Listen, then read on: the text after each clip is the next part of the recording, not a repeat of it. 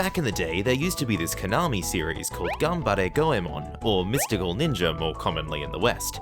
It was an action series, generally set in a sort of fantasy feudal era Japan, filled with ninjas and Japanese folklore abounding, with a weird mix of mechs and magic to go along with it. The protagonist was a stylized version of the historical noble thief Ishikawa Goemon and his friends. Very Lupin III, but with less flashy wit and more slapstick gag comedy. It got a few games overseas, but for the most part it stayed in Japan where it was pretty successful, and I'll no doubt be covering some of its games eventually. Now, however, the Ganbare Goemon series is now mostly dormant, mainly being used in pachinko machines more than anything. Poor guy saw his last proper release in 2005, so it's been a hot minute. But now many of the key developers of that series has now forged their own company, Goodfeel. And it seems that nearly 2 decades since the last game, they're trying their hand at a spiritual successor. Otogi Katsugeki! Mameda no Bakeru! Oracle Saitarou no Sainan! Otogi Katsugeki Mameda no Bakeru Oracle no Saitarou no Sainan is a long title. And by my translation, it's something along the lines of fairy tale action drama, Bakeru the Tanuki in the calamitous festival of the Oracle Saitarou. It's a pretty new release at the time of recording this video, having been released about a month or 2 ago on the Switch. Like I said, it was developed by Goodfeel, and you'd be forgiven for not recognizing the name. But if I told you they also developed Yoshi's Woolly World and Kirby's Epic Yarn, well then I think a few more ears might perk up with interest. As of current, the game is only released in Japan, with no localization plans officially known. And it's little wonder. Just like Goemon before him, Bakeru is so unapologetically Japanese, I'd bet an international release was never seriously on the cards. Which is a shame, of course, but I completely get it. This game was clearly made for a Japanese audience alone, but that doesn't mean that it shouldn't be, because I bet there would be a non-insignificant amount of people out there in the West who would absolutely adore this game, and for good reason too.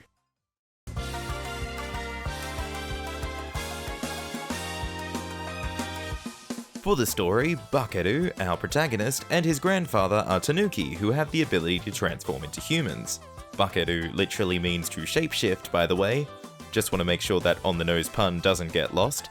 Bakeru finds Sun, a member of the Isun tribe, who explains that Japan is being threatened by the evil Matsuri gang and their leader, the Oracle Saitarou. Bringing their evil festival through all of Japan, they plan to mesmerize and take over the whole country. So Bakeru and Sun set off to liberate the prefectures of Japan, and the journey begins. Like Goemon before it, the world of Mameda no Bakeru is set in a fantasy feudal era Japan, but also twisted in with a lot of modern elements. You get all the traditional Japanese hallmarks like the Matsuri theming, folklore, and all that, juxtaposed with stuff like the rather iconic split bins, or Urashima Taro being a croc-swearing Yakuza member. It's a really interesting blend, and hardly a first of course, but it's impressive how it still manages to feel incredibly timeless. If you like yourself some Japanese culture of any era, you'll likely enjoy all the theming here. And the world design, whoa Nelly, this is the good stuff. There are a whopping 64 levels, with most of them designed around one of the 47 prefectures of Japan. But the kicker is that every one of them is unique, with no guarantee that the assets used are ever gonna show up again in any other level. It seems to be Goodfeel's design philosophy or something, cause Yoshi's Woolly World had the same kind of idea to pretty good effect. In Nara, there are deer everywhere on an autumn backdrop, the Tottori boss fight is against a pyramid mecha based on the Tottori sand dunes, Hyogo is all about scaling Himeji Castle, and Gifu is all about triangular thatched roofs terrorizing the snowy countryside apparently. Actually, let me get our resident expert Andrew to weigh in on this. Andrew, is this your lived Gifu experience? Oh yeah, baby! Well, a hearty note to stay well away from Gifu. But it really is awesome and exciting to see what each level focuses on, especially if you've been to Japan itself and can recognize what they're going for. It takes some really good design to make so many levels each feel so unique. I was constantly grinning as the game went on. And without spoiling anything, the final levels are particularly fantastic. It's a little touch, but something I adore here is that the enemies are generally all going about their business and only start attacking as you draw near. It's a festival. They're not expecting someone to come barging in to hit them on the head with a drumstick. They're dancing, cleaning, practicing sword swings, lining up for shaved ice, you name it. You're not defending the area, it's already been invaded. You're now invading it again to take it back.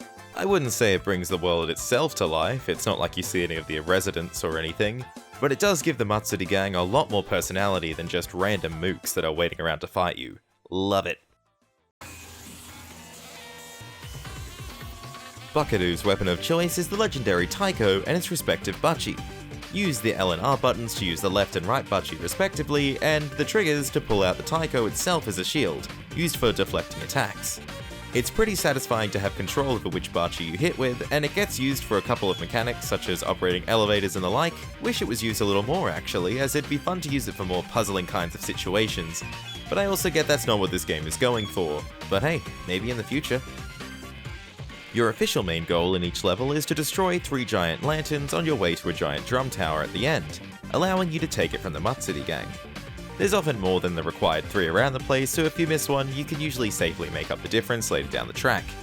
Not usually a problem though, as getting to the end of each level is hardly your focus. This is a 3D platformer, so you better believe there's collectibles to be found.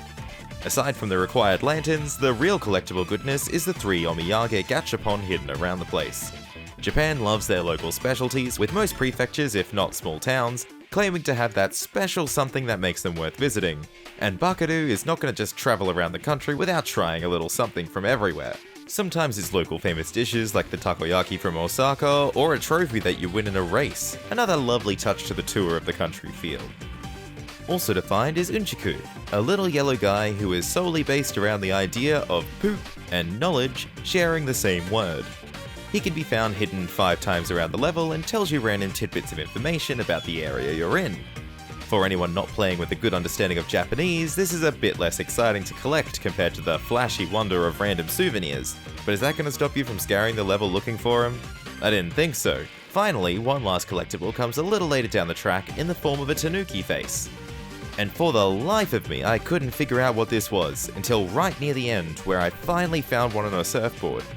Turns out, there are tanuki transformed into other objects hiding in select levels. I'll admit, I was getting really worried they were going to appear as one of these watermarks on the ground, and I'd have to scour each level just to find one tiny tanuki face amongst everything else. So a big relief there. And if you don't like upending every last inch of a level in search of collectibles, perhaps this might not be the game for you. But man, it scratched an itch I've been missing since Mario Odyssey. It's certainly not hard enough to stump you at any point, but it's also not dead easy. It really strikes a perfect balance to make it a feel-good game to play. Which at this point, I think must be a big part of Good Feel's design philosophy, because they hit that note pretty well, really often. Sit down for a quick play session of a level, enjoy whatever unique mechanic, scenery the prefecture has in store, cathartically unearth your hidden collectibles, and then go about your day. I've been treating it as a pick up and play game to great effect.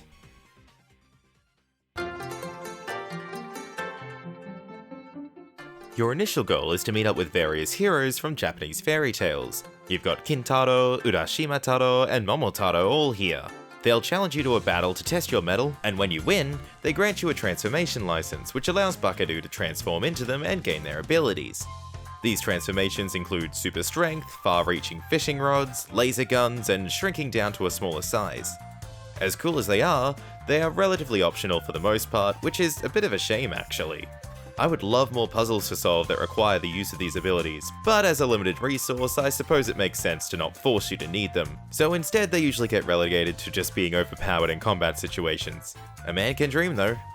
Once you've filled out your arsenal though, the game suddenly opens up in a big way. You gain an airship in which to navigate the world map, allowing you to pick what levels you do in any given batch. This also acts as a base of sorts where you can buy masks to wear, meet all the people that you've met along the way, and look at your omiyage lined up. I was honestly thinking I was nearing the end of the game at this point, but upon seeing how much space was left over, I realized how much I had underestimated the game. Bakeru and Sun get a new goal as well in saving 7 princesses to restore the land from the damage of the Matsuri gang.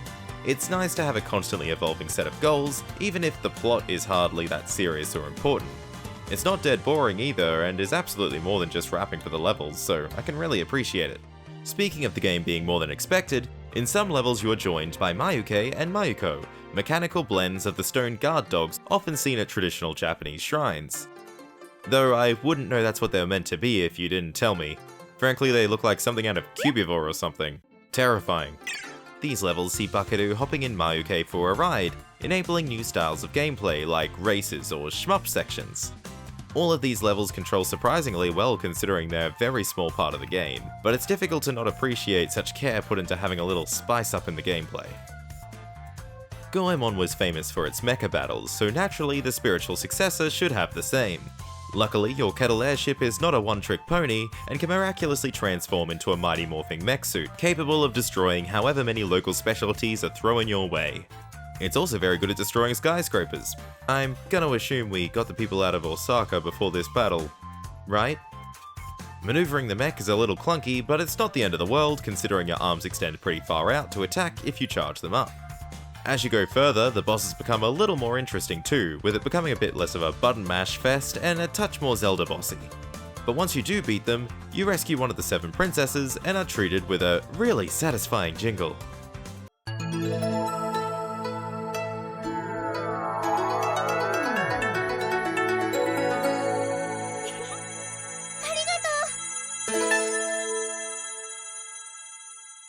Ah, worth it.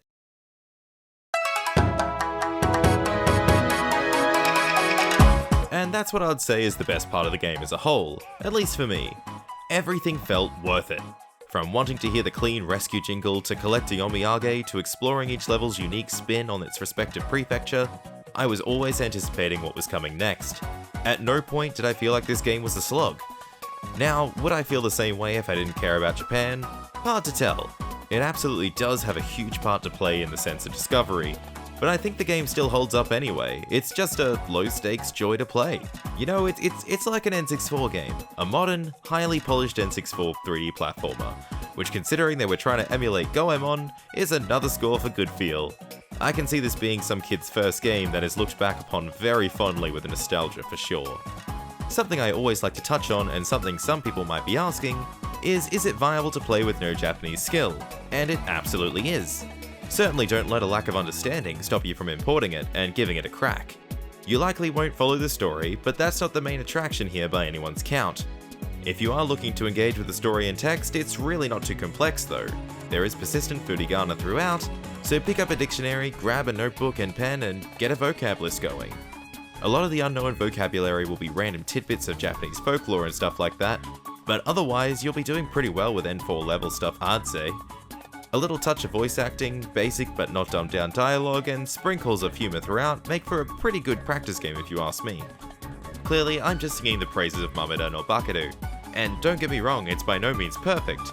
And I'd be lying if I claimed that it was for everyone, but for me, it filled a 3D platformer-shaped hole in my heart that I thought could only be filled by the likes of Mario or Banjo. Maybe it will for you too. So yeah, I highly encourage you checking it out if you have the luxury in doing so, and who knows, with some international buzz, perhaps Goodfeel will be able to get it published in English someday. It's not impossible.